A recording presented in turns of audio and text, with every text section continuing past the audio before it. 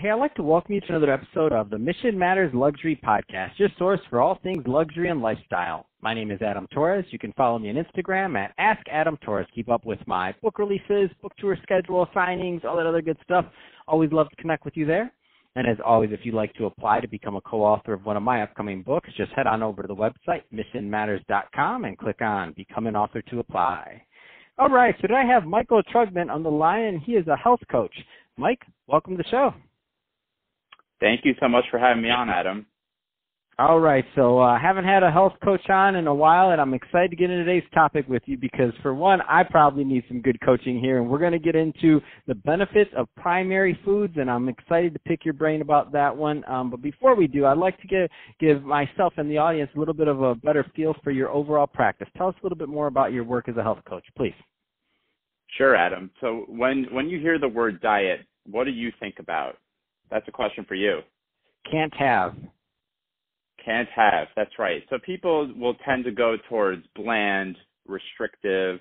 They might say things like eat less, move more, cut calories, and it takes the fun out of eating. So as a health coach, I like to reinvigorate the fun in eating, and I help people find simple, sustainable, and enjoyable solutions for their health plans because eating is meant to be a pleasurable experience. So it doesn't need to be restrictive calorie cutting type of dieting. Yeah, and that's what I always think. So when you said, what do I think? Or I think I can't have, like, what can't I have? What don't I get to do because now I'm on this diet? So that's where my head goes first. But I've heard from others that you can actually eat more and eat well and be satisfied. And so let's go a little bit further into the benefits of primary foods and what that means. So first, maybe start out with defining primary foods for us, please. Sure. So primary foods are the areas of your life that are not actually nutrition related that contribute to your health. So stress management, sleep, your connection with other people and with your purpose. What do you do for fun? What's your home environment like? So all these things that we wouldn't necessarily equate to health that really impact our health just as much or more than what we're putting into our body food-wise. That's interesting. So how have you found, and I know this is going to vary, by the way, from obviously client to client, person to person, like their history with health, all these things. I know there's a lot of things that vary, but what do you find are some of the common themes of why people go wrong kind of on this path? Well, most people go wrong. I think it starts from the stress portion and being very much immersed in our jobs and thinking that we have to be on the clock at all times and not taking any time for ourselves. And so that stress then cascades into sleep, and sleep is one of the most important things that we can do. And for some reason, none of us make any time for it. So when sleep is all out of sorts, then your energy is going to be all out of whack the next day, and your hormones are also out of whack as well. So then you're feeling hungry when you normally wouldn't be hungry, and it becomes this vicious, perpetuating cycle.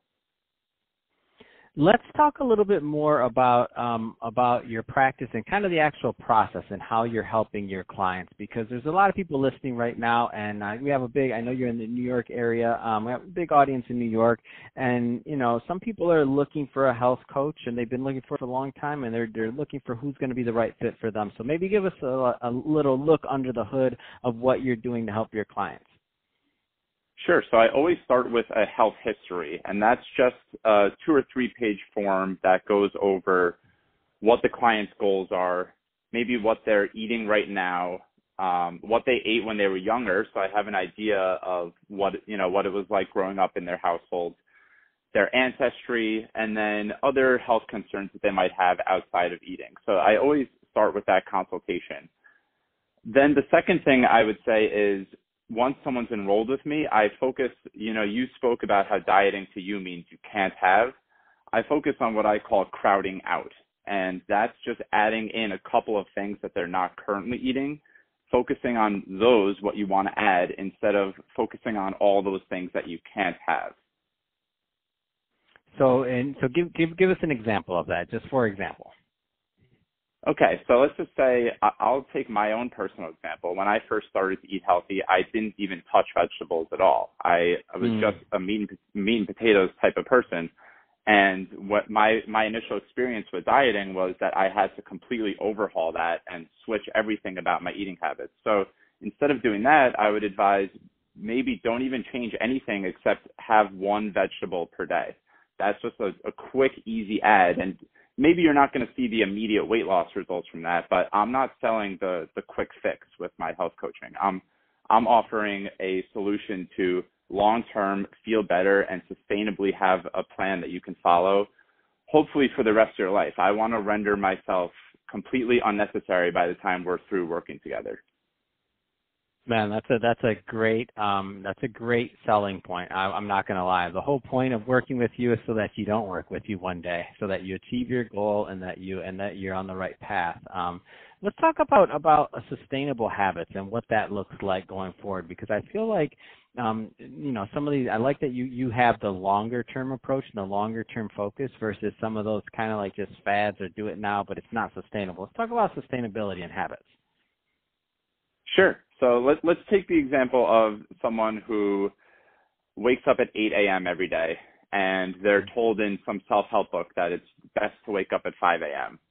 I would tell that person, that's great. It's all well and good to wake up really early, but let's just start setting the alarm 5 minutes earlier, 7:55. And on a scale of 1 to 10, how confident are you that you'd be able to wake up at 7:55?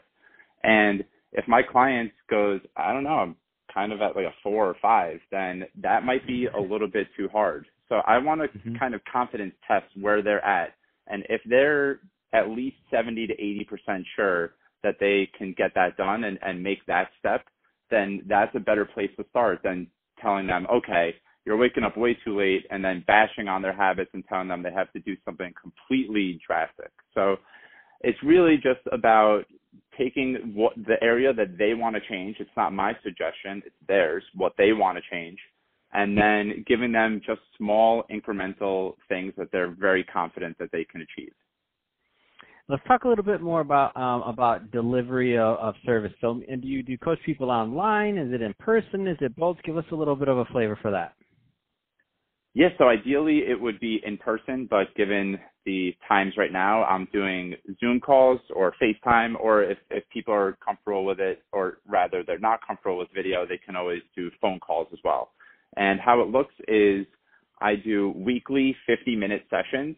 It's one-on-one counseling, and it's completely catered to whatever that person's needs are. So if someone comes to me that already feels pretty good about their nutrition plan, but just wants to make a couple of refinements around it, just a little bit of tweaks, that's fine. If someone is coming to me and wants to lose, let's say, 30 pounds, then I would cater a completely different program to their needs. But either way, it's 12 weeks, and each week is a 50-minute session. In between sessions, I'm always available to be spoken to, and if people have questions, maybe they are trying a food for the first time and need help preparing it, I always offer myself in between sessions for one-off calls as well. That's awesome. So, Mike, that being said, if somebody is listening to this and they want to follow up to learn more about your health coaching service, what's the best way for them to connect with you?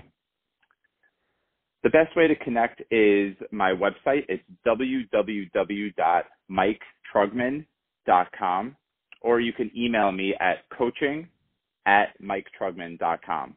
And I'll offer my phone number as well. It's 845-300-7691.